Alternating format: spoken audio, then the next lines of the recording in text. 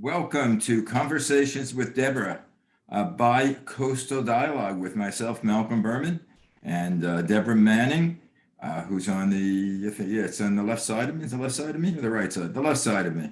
What I a get size. confused with the screens. Heard exclusively on malcolmpresents.com, a new internet streaming platform with new, actually Zoomcasts were video. I like calling them Zoomcasts because Yeah, podcasts are confusing because some are video and some are just audio. We're you're right. all uh, video. Anyway, how's your day going? Doing great. I'm Deborah Manning and a native Californian. Used to be, of all things, a news reporter for National Public Radio, PBS, and Cap Cities in Los Angeles before I decided to bail out as things were getting a little bit too woke for me, even back in the 80s and the 90s. I moved to South Carolina with my dear husband on a 16-foot rider truck, rental truck, and a Honda Element with a couple of cats, and moved here to Greenville, South Carolina. Been very, very happy ever since. And it's a beautiful, beautiful day here. We're coming up to springtime, and you can see the little leaves that are starting out on every one of the trees. I was glad we, however, did not have fully foliaged trees because we did have, of all things, a tornado alert around 10:30 night before last. My husband and I are sitting having our little cup of coffee out in our Florida room. It's a little screened porch. And all of a sudden, both of our phones started this tornado wail, which is actually great to have. In Southern California, the earthquakes I ever went through, we never had any notification. But here in South Carolina, they do have an emergency situation where they can tell you that there is a tornado on the way, et cetera, et cetera. And we have a basement, so we were prepared, ready to go. All the cats were put into their little cages and we waited the thing out. Sure enough, there was an EF2 tornado that landed about 15 to 20 miles away from us. But a lot of people say, oh my God, weren't you scared? Weren't you this? Natural disasters are going to happen. And I'm just glad that we're prepared. In fact, thanks to my mom, dear mom, she was the one who suggested being always emergency prepared. So we have a pantry that we can probably feed the entire neighborhood for 6 months, for crying out loud. And it's only the two of us plus our 6 cats, and that's about it. But that was the biggest bit of information we got. And unfortunately, that same line of storms, though, came through Louisiana and New Orleans, and there were some people that lost their homes and lost their lives. So it's weather, I'll tell you. It is weather. So what's on your mind today? Oh, nothing much. I mean, life is normal. Well, what I do is I try to go down to my basement, turn off the news, not read, Hmm.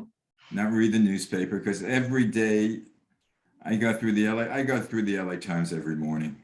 Sure. And every day there's a new story and a new something to worry about, whether it be the BA2 that Yeah. now is rearing its ugly head, whether North Korea is now sending in ICBMs, new rockets that they're testing that is capable of reaching the United States, Yeah. whether it's people, genocide in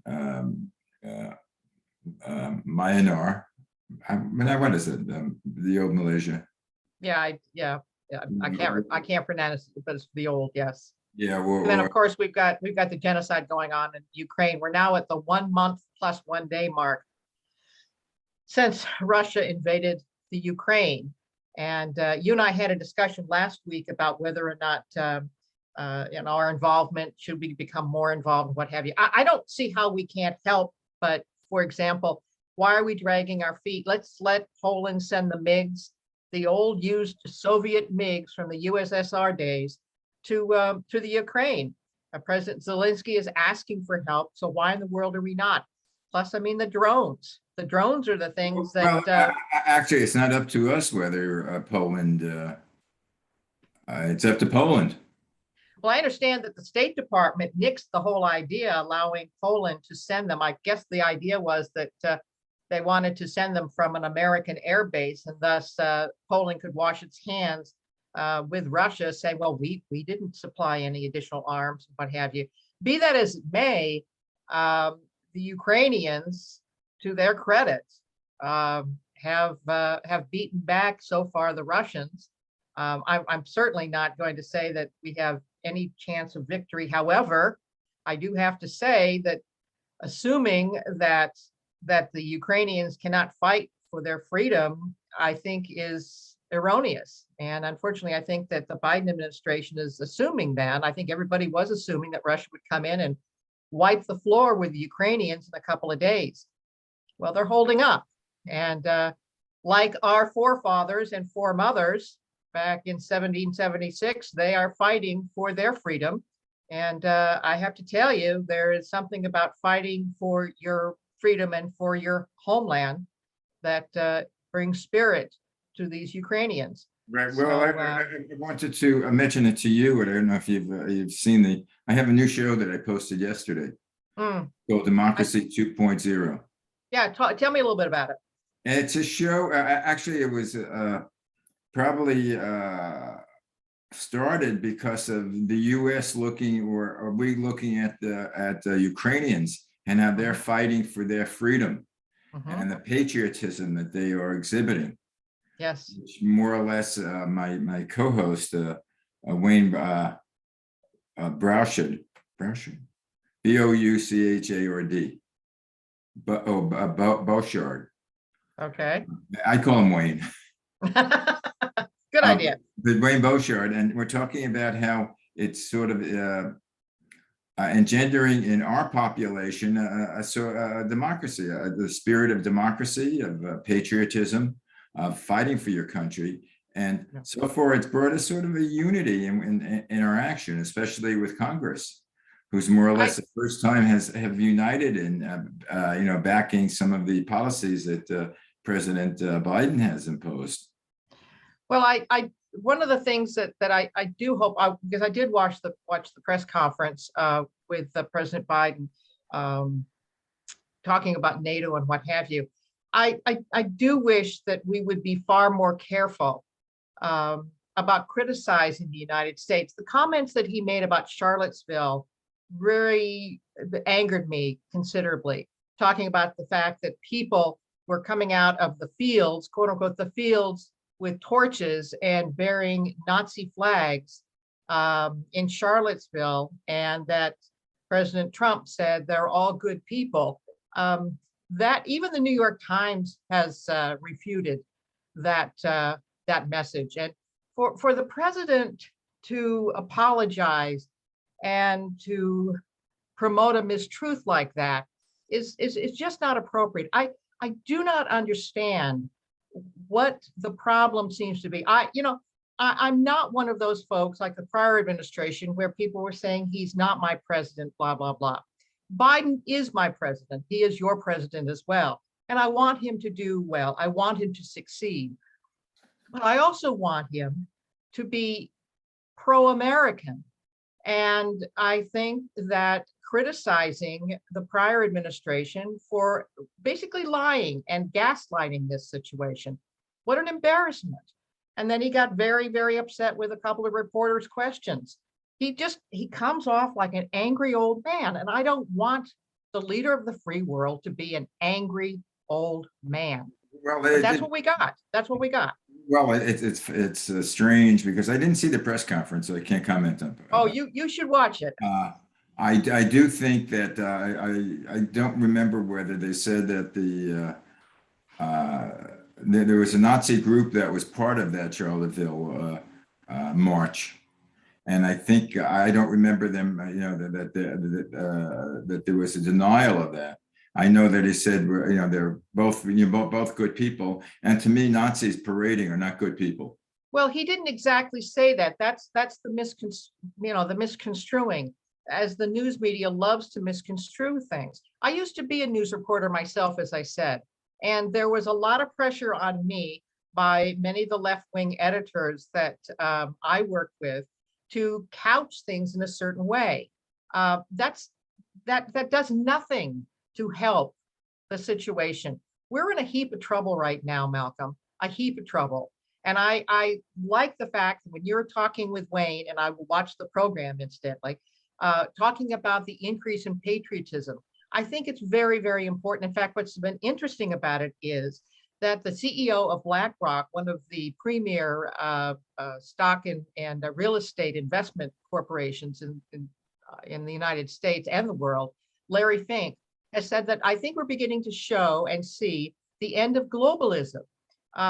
When we have so many things that are being manufactured in China, and when, for example, now with Russia, even Biden during the press conference talked about that there could be food shortages, not only in Russia and in Ukraine, he was talking about food shortages here in the United States. So in terms of globalism, to hear that there may be food shortages here in the United States, I scratch my head and go, wait a minute, what did we get ourselves into when we voted in 2020? Incidentally, what's been very interesting is the New York Times, the premier newspaper. I used to watch it and read it all the time. The New York Times has finally admitted that the Hunter Biden laptop is authentic. That Hunter Biden laptop talked about basically pay for play. And it's talking about the Biden family accepting millions of dollars from Ukraine, from Russia, from China. And at this point right now, what's been very interesting is that the pollsters went back out to some of the states, which were the battleground states, the key states where Biden won, and went back through and did another series of questionnaires and came up with the fact that more than 15% of the Biden voters who said that they were actually voting against Trump, not necessarily for Biden, but 15% of those people would have voted for Trump. Now, once again, I'm talking about election interference. So we have election interference possibly from the news media. And that just, you shake your head and go, wait a minute, we cannot be turning back into Soviet Russia or Nazi Germany techniques where we have the cessation and the censorship that was the hallmark in the 1930s and certainly in the 1950s, 60s, and 70s of Soviet Russia. We cannot be turning that way. And I do believe at this point right now that the critical race theory and the talking about black against white, black and against Asian, Asians against Hispanics, that is divisive. We're Americans, for crying out loud. And we need to have America as being the premier leader. At this point right now, we're looking like a beaten dog. I hate to differ from you, but I do think it's sometimes it's black against white, Hispanic against black, black against Hispanics. There is a division, and I think to say, America is great. I agree with you. But you have to look at the imperfections. You can't just go over it. So far as any other country, we're the best, but there's a lot of places to improve it. Absolutely. And a lot of it is race relationships. In fact, when I was talking to Wayne, the area to start is education. I agree. The area, because I think we're talking. I was talking with Sid also on one of my other shows. Sid and Malcolm. The thing was they were talking about. He was talking about poverty and what's poverty. What's one of the major causes of poverty?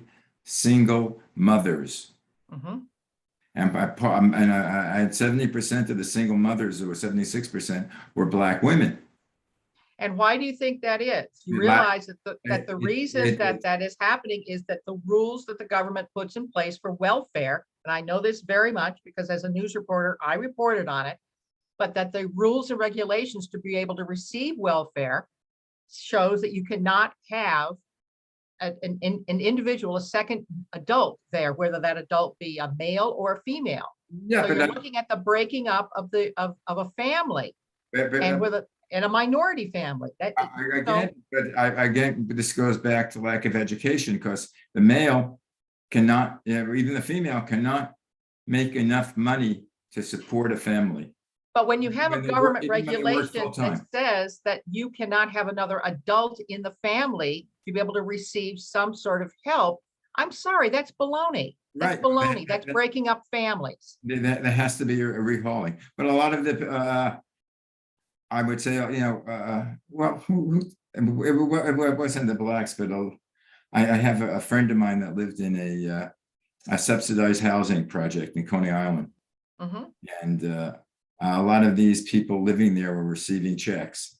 mhm. They happened to be, they weren't black, they were, actually, they were Russian and Armenian. And Mhm.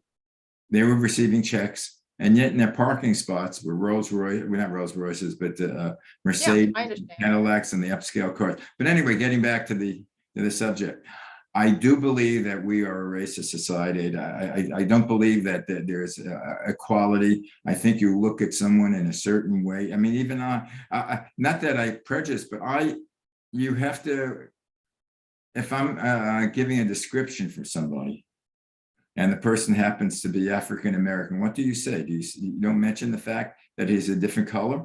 I mean, Why would you even mention the fact? well, why would I fact if someone asked me to describe Deborah? Would I say she's a tall blonde? You know, if I were being Physically. asked, if you were being asked by the police to describe Deborah Manning, I would expect you to say that, but it doesn't come into normal conversation. When you say this is a racist society, I'm sorry, that's over the mark. This is the least racist society that we have. Now, we have had a history, unbelievable history, with the situation with slavery, with the lynchings, all of this that took place. And in fact, the blacks got their liberty back in the 1860s. Women did not get their liberty until 1914. So Well, once again, there have been advances that are made. We are not a perfect union, but we at this point right now have that goal. We are here to be able to encourage individual entrepreneurship, that pursuit of happiness, and for us to be then, especially in education, being taught that our children should identify whites as being the oppressors and blacks to be the oppressed. yeah, but Crazy. I don't think that the education that the new rule is that you teach that the whites are the oppressors, but you are teaching We that keep there seeing is. this, we keep seeing this over and over and over again with stories that are coming out of various places in New York, in Los Angeles, a whole variety of places. Bottom line is there should not be, I mean, Martin Luther King talked about judging people not from the color of their skin, but with the content of their character. That's what we need to be teaching our children. And I have to tell you, I mean, one of the good things, I guess, about COVID is that parents finally found out what the devil was being taught to their kids. And we cannot be dividing that. We are Americans, and we are the biggest melting pot of all people. And we work hard. We have entrepreneurship. We have opportunities. Right, But at this I point agree. right now, the education system is teaching unbelievable incompetence and victimhood. This is not the I American way. see, well, I disagree with you in that. I think that we should be teaching a certain amount of what's happening, and we shouldn't erase past history. I agree. I You know, agree. and not fixate on it. There's a cause. Like the slavery, and the thing with slavery, which I object to. I mean, I object to slavery. Obviously, it's not Yeah, obvious, obviously. but the U.S. America didn't start slavery. Slavery No, is didn't. started not decades ago, centuries ago. Yeah. Whoever won battles took captors and made them slaves. Ask the Egyptians and the Jews. The Jews and the Egyptians, and even in Africa themselves, the tribes themselves, when they captured other warriors, they made them slaves. And they're Absolutely. the ones that took captured the different various tribes and sold them to the Europeans. Mhm. Sold them. So we're not the only society with slaves, and we don't. We didn't start it. Of course, we continued it. But the thing Well, is, I think a lot of, so much is changing, but the problem that I'm seeing right now that really does concern me is that we're leaving a world right now that is filled with censorship. We're looking at big tech saying what can be said and what can't be said. At Yale University, there was a forum on free speech. They had a liberal, they had a conservative, and then they had an independent. And they were the whole group was shouted down by a group, a mob of woke students. These are law students, for heaven's sakes, woke law students who screamed and bellyached and stopped the entire free speech seminar. I mean, I suppose if we had an audience, they would be screaming at us, for heaven's sakes. I agree. There are abuses, but it's by both sides. It's not only the left; it's the right. I don't see that much. I don't see that much with the right. I the see censorship of books, of books that have books, things on slavery. They abandon. They censor. If people talk about the Holocaust, they don't want that in books. Well, that's anyway. That's absurdity. The thing that I wanted to mention to you also was you're talking about, oh, we have a weak old president. I observed when Biden was in Brussels and he went to speak to NATO. Take a look at his posture and his walk and his determination. He was standing straight. He was walking with force. He was walking with determination. All of a sudden, he was in his milieu, which he deals best with, dealing with foreign dignitaries. And he's also part of the people, part of the reason that NATO has united, has grown strong because of President Biden. He has taken the situation and being, I hate the word, he's being presidential. I don't see him being a doddering old man being controlled by the left wing.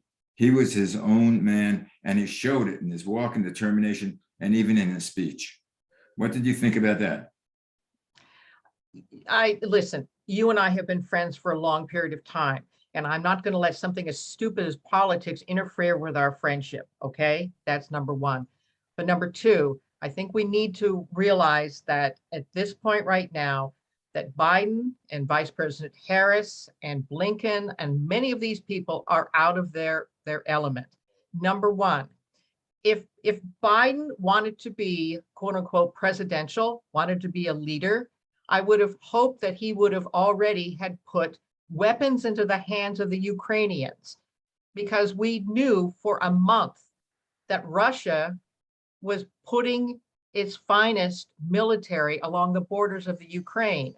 I don't understand why we don't look at these situations in a realistic format. It was the same situation with Afghanistan. Once again, our enemies were on stage, Malcolm, we're on stage. And our enemies looked at the way in which we exited Afghanistan, taking the military out first, and then trying desperately to get the civilians out. That sort of mistake is just, it's child's play. And unfortunately, I think it was now repeated in the Ukraine. Give the Ukrainians, who are fighting valiantly, give them what they need. We don't need to be there. They are fighting their hearts out. And make sure they get the drones, make sure they get the MiGs, make sure that they get all of the missiles that they need, and they'll do the rest. Well, number one, I don't think to go quickly. I don't think we prevented Poland from giving them the planes. It's up to Poland to do it. I think part of the misinterpretation with what happened is that we were supposed to give Poland replacement planes. For the why aren't we? The ones that they give Ukraine. But also, if I remember, but why aren't we? I'm not sure, but if I remember correctly, during a previous president's administration, he was going to trade the foreign aid that we were going to give to Ukraine and additional armament to Ukrainians if they would investigate what happened with Biden and endorse Trump for president. I think that you kind of stretched that a little bit, my friend. I don't believe that was the situation, because even when we listened to the transcript and we viewed the transcript of the conversation between President Trump and Zelensky, that was not on the table. That was that no. But what was on the table, and you realize this, that we also have a transcript where President Biden said that I will take the $1 billion worth of aid. This is when he was a vice president. I'll take $1 billion worth of aid from Ukraine unless you stop the investigation against my son, Hunter Biden. That's on the record. Yeah, The no, problem with that, the first of problem with all, that is you are talking, go ahead. first of all, it wasn't Biden that did it. It was the government who went to. No, we have the transcripts, my dear. And it was Uh, Biden who said, I will take the money from you. And if you don't think I can, I'm going to. And then afterwards, there was a conversation where he was at an institute where he was doing a speech, and he bragged about it and said, well, and quote unquote, son of a bitch, if he didn't do it, meaning that Zelensky fired the investigator of Yeah, well, Burisma. they investigated I forget exactly who it was. The U.S. government wanted to get rid of that investigator. It wasn't because of Biden. It wasn't because of his investigation of, what his son did. But before we go to another topic, what I wanted to ask you is, did you see the Senate committee that reviewed Justice Brown? Jackson Brown? Yeah, it was Brown Jackson. Yeah. What did you Jackson think? Brown. You're thinking of you're like me. Get it all mixed up sometimes. I like Jackson Brown. Go ahead. Yes, Yeah. I did. What did you Brown think about Jackson, I think it is. Yeah. I think her husband is Jackson. Could But be. anyway, what did you think of the interrogation? I don't think it was an interrogation. I think that they asked legitimate questions. I would love to be able to see her on the Supreme Court. However, I do have some misgivings when we are playing footsies with the word woman. Being a woman myself, I am very, very concerned about the erosions of quote unquote women's rights. And I'm talking about the erosion in sports. I'm talking about the fact that we as an individual, I am not considered to be differentiated because I am a woman. I'm very concerned about the erosion of those rights, because when you don't identify an individual as either a man or a woman, there is an erosion of rights. For example, we've seen who is the male swimmer? What was I her know name? certain things I agree with you, but I don't know whether they have it's sort of like a medical determination almost. Psychologically, it could be a woman, but if the male who becomes a woman still has that strength in their genes, yes, I agree with you. It goes Yeah, back. I forget the name of the tennis player back, yeah, 30 years ago. yeah. That became changed from a male tennis player to a female tennis player. Yeah, But and there is you brought up a physical, an advantage. right, Dr. So Renee Thomas or something. I forget the yeah, name. But now, yeah, okay. Now, my ultimate question for you: sure. should a woman be able to determine what's to do with her body? Should she be forced to carry a embryo Well, to I fruition? do. Okay, I Talking of women rights, you started it. absolutely. The difficulty, and I was in a difficulty situation prior to abortion being made legalized, being illegalized, where I was in that exact same quandary. The difficulty at this point right now is I shirked my own personal responsibility. I should have been taking birth control. I didn't take birth control. Fortunately, there wasn't an issue where I became pregnant, but I could have. So bottom line is there's responsibility that you have to your own body. You also have responsibility of not bringing another life into a horrible situation. And you bring that life into a horrible situation, untenable situation, if you don't take birth control, if you don't take the pill, if you don't take an IUD. Women need to be responsible of this. And also on the converse side, when the child is also born, I do find it absolutely horrible that men have absolutely no say whatsoever. And I just think it's disgusting, because a man should also have some say. If that man wants to adopt that child, then the man should be able to adopt that child, because without the man, you would not have an infant, you would not have a fetus, you would not have a baby. Well, but that's two things I want to bring up. Number Sure. one, the same groups, these all religious groups that are, pro-life, Mhm. like, the other group is not pro-life or the Sure. pro-choice. The same group are also the ones who are cutting back on any sexual education in school. They say that should be the right of the home. They should not teach that at school. So in one way, we're saying these kids should not know about birth control. We're not going to teach them, and we're not going to show them how to use birth control because it's immoral to have sexual relationships. Now, also, if these people believe in God, we know that males and females at a certain age develop urges. Mhm. And the urges is a natural thing, and it's almost beyond your control. I don't know if you remember when you were you're Oh, 50. come on, I remember. Right. And I certainly remember as a male. I remember Uh-huh. as a male when I would Sure. ride on the bus in high school Mhm. and bump up and down with my books in my lap. Yeah. I know when I got off the bus, I had to keep the books. You were very happy. Right. But Anyway, get to your point. I understand. Go ahead. but the point is, the same groups don't want to teach the education. I could Well, I could they're say wrong. that, They're you're wrong. wrong. They're wrong. Because I have to tell you that I needed to be able to have education, but I needed to make sure that I got my education when I was 13, 14, 15. I don't want education about sex and gender identity for third graders, fourth graders, fifth graders. I'm not That's getting. where I draw the line. Once you're getting into puberty, and once you basically are starting, for example, for a woman starting your periods, you need to have that education. And I was appreciative of that because my mom was she was very reluctant to talk about it until I was able to talk about, listen, mom, in school, this is what they chatted about. And finally, my mom sat down with me and said, okay, so this is the situation. So those religious groups that oppose that type of sex education for teenagers, that's absurd. That's ridiculous. Right, For younger than that, there's no need for that. Let kids be kids. yeah. Well, I'm not saying that, but kids should, kids are naturally curious.